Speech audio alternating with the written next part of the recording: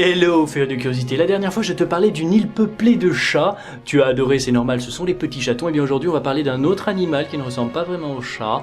Et que, contrairement au chat qui était une centaine, là, on va pas parler en centaines, ni en milliers, ni en dizaines de milliers, ni en centaines de milliers, mais plutôt en millions. Alors c'est parti, faisons preuve, bien entendu, de curiosité.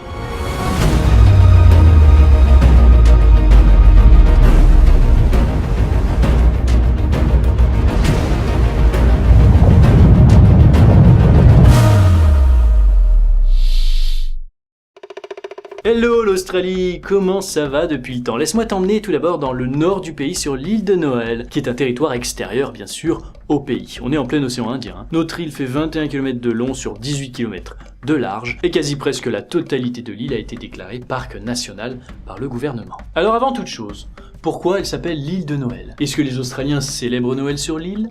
En sachant bien sûr, je pense que tu te rappelles dans une précédente vidéo à moi, il y a 2 ans je crois, à Noël en Australie, il fait 38 degrés, hein. C'est la chemise de débardeur où tout le monde a poil pour fêter le Père Noël. Donc ce n'est pas ça, ce n'est pas non plus le Père Noël puisqu'il habite en Laponie, non.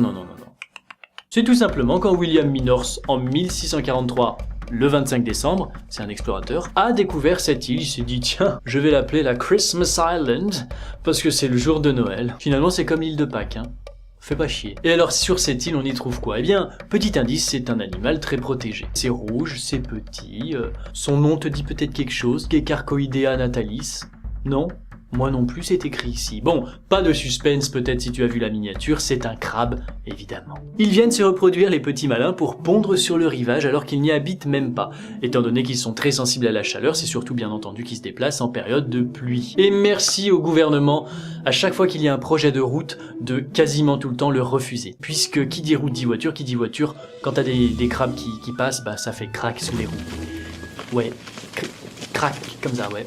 Puis en plus, alors l'odeur de la fermentation de la chair putréfiée d'un crabe, autant te dire que tu te souviens que t'as un nez sur le moment. En tout cas, tu as même des petits panneaux mignons comme ça pour te prévenir de faire attention avec tes grosses roues sur les tout petits crabes. Méchants touristes.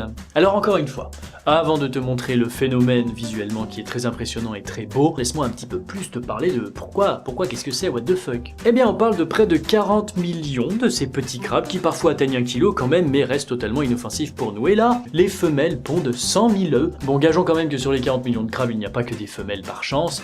Mais attention, sur 100 000 œufs, tu te dis, oh putain, 100 000 crabes comme ça qui pop d'un coup et qui vivent. Non. Il faut qu'ils arrivent à gravir une montagne et arriver en haut, être en sécurité, mais sur tout le chemin, il va y avoir quand même des oiseaux qui vont venir picorer des nouveau-nés. Et pendant tout ce processus, les habitants jouent le jeu, par exemple tout simplement en les laissant faire, en ne prenant qu'au minimum la voiture. Alors à part une voiture et une espèce de fourmi importée sans faire exprès d'Afrique, il n'y a pas de prédateurs aux crabes. Puis alors ce sont des cannibales, hein. C'est-à-dire que si leur pote meurt, ils vont pas hésiter. Pour terminer l'épisode, si jamais tu y habites, mais il y a très peu de chance, en tout cas, hello, laisse bien ta maison fermée parce qu'ils sont assez doués pour trouver de la nourriture quand même. Et ils sont sacrément mignons, hein, malgré le fait quand même qu'on pourrait facilement en faire un film d'horreur. Mais bon, merci d'avoir suivi cette belle histoire. Je te laisse sur les images des crabes en sachant que l'année dernière, ils ont découvert un crabe géant, le fameux crabe cocotier qui est très connu pour sa taille de presque 1 mètre d'envergure, mais aussi connu pour juste adorer les noix de coco et être totalement inoffensif. En vrai, les crabes ce sont des animaux incompris pour leur physique, parfois étranges, alors qu'en fait, ils sont juste adorables et surtout très timides.